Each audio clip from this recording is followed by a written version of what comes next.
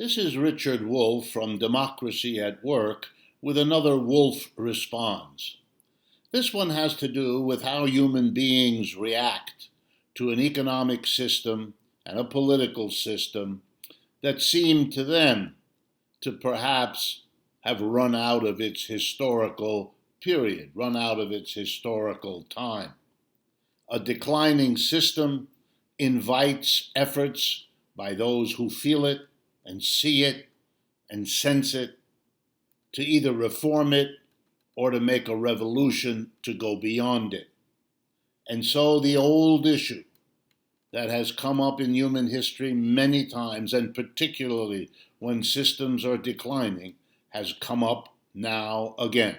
And that issue is called reform and/or revolution. And that's what I want to talk to you about today. In order to do that, and to talk about it here and now, when the economic system in question is capitalism, when in the United States at least, that's a capitalism in a period of decline. Before doing that, and as a way to get at it, I want to talk about reform and revolution in an earlier, different economic system, slavery, because there are stunning parallels between reform and revolutionary efforts in a slave economic system and those emerging in today's capitalist economic system. So let me approach it, please, that way. In a slave economic system, there are basically two positions, master and slave, to get to the core of it. In the farms, in the workshops, in the factories, in whatever form enterprises or workplaces take in slave systems, the majority of people are the slaves and a minority are the masters. The masters have the power. The masters have the control. The masters decide what gets produced, what technologies are used, where production occurs, and they own and decide what to do with the entire output. And because it's slavery, they own the workers too, just like they own the equipment, the animals that work in the fields, and so on. When production is done, when the goods and services are produced, the masters get them all. That's what it means to be a master. But they take a portion of them and give them back to the slaves who did the bulk of the work, if not all of it. And they do that because they want the system to continue. So the slaves have to be fed, they have to be clothed, they have to be sheltered, and they have to be given some basis for continuing to be willing and able to work, since forcing them is in the long run not sustainable and in any case too expensive for the masters to rely upon. So the slaves do the bulk of the work, the masters get the output. The difference between what the slaves produce and what they get back from the masters is the masters to enjoy. You might call it the slave surplus, that excess of what slaves produce over and above whatever they get back that the master is willing to give them. Okay, now let's look at how this feels and how this sits in the minds and hearts and emotions of the slaves. And I think we can distinguish four basic ways that the slaves responded to their slavery and to this kind of an economic system. The first group we can call those who liked it, slaves who celebrated this system, who bought into the idea that the master was some sort of superior being, and that they were lucky that this superior being had made them his or her slave, giving them sustenance in exchange for their labor was a kindness, a gift, something to be grateful for. Were there slaves who felt that way? Absolutely, and in almost every case, they were there. But they were not the only way that slaves responded to their situation. Here's a second group. They didn't celebrate it. They didn't like it, but they were resigned to it. Between the force that the master could devote, between the pressure of other slaves going along, these slaves resigned themselves. They had to make do with their situation because there was effectively no way out.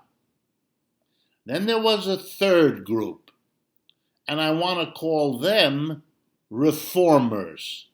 They weren't celebrating slavery or grateful for it, not at all. And they weren't resigned to it either.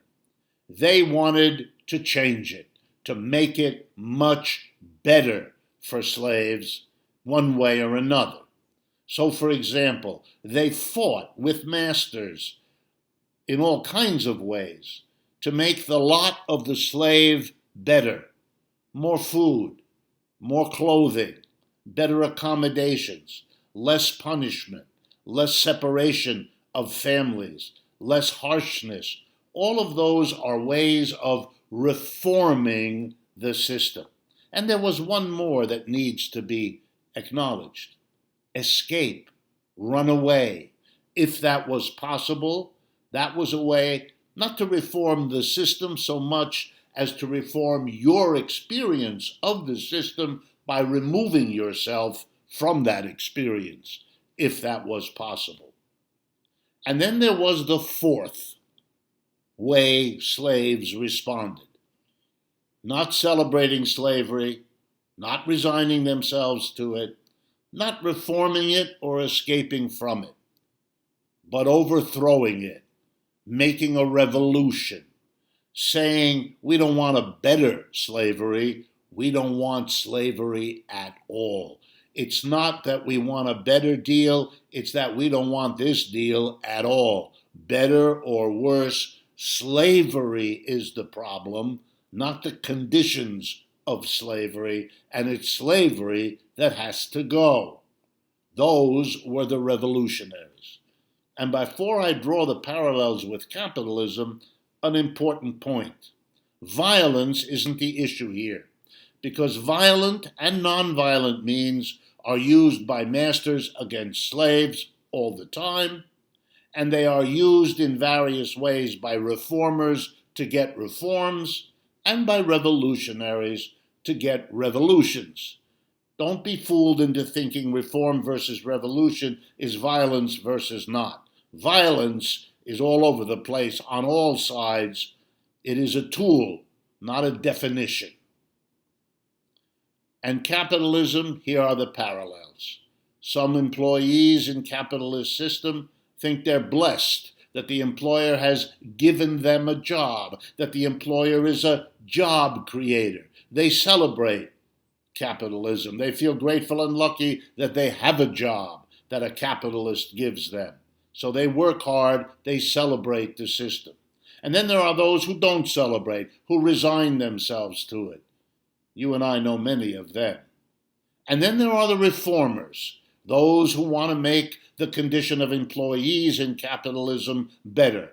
Higher wages, better benefits, less harsh and heavy working conditions, a pension, health insurance during your lifetime, and so on.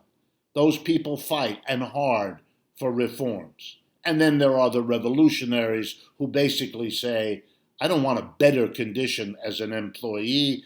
I don't want to be an employee. I don't want employers and employees any more than those revolutionary slaves wanted masters and slaves. That's the problem. If you don't get rid of the system, even when you get a reform, the employer can take it away from you. History's full of examples where masters took away what they might have given earlier to slaves, and employers took it away from employees.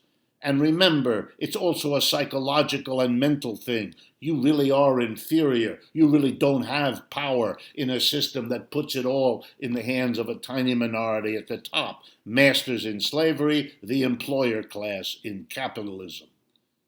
So those are the different ways people react to systems when they become intolerable to growing numbers of people. You have the movement towards reform and revolution. Last point. Revolutionaries support reform. Why not? It's at least an improvement. It's the reformers who hesitate, usually, to go that next step to revolution, who are willing to work very hard for reforms and then risk that those in power will not continue the reforms, will undo them. You know, the way we got reforms in the New Deal of the 1930s and then lost them in the 50 years after the 1930s, so that we're fighting for them again now. Reform and revolution on the agenda as we speak. This is Richard Wolff for Democracy at Work.